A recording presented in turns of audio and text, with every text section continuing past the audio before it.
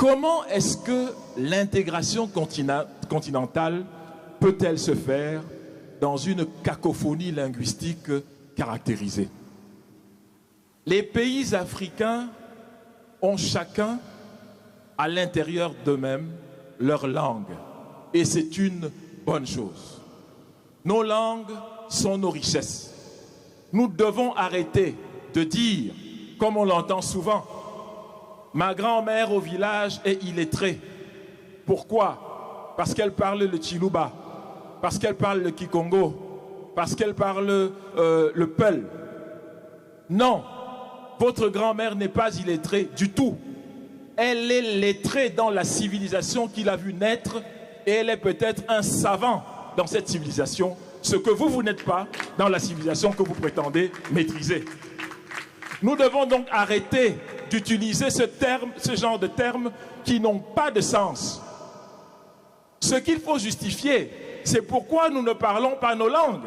Mais ce n'est pas pourquoi nous parlons nos langues. Ne renversons pas la logique.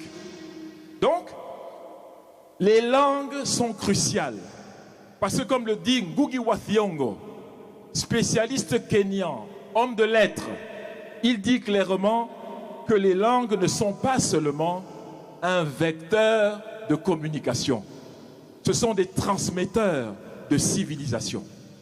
Celles et ceux qui veulent vous dominer vont d'abord s'assurer que vous éteignez votre langue, c'est-à-dire votre essence personnelle, votre culture personnelle, et que vous adoptiez la leur qu'ils vont sublimer comme étant quelque chose d'extraordinaire.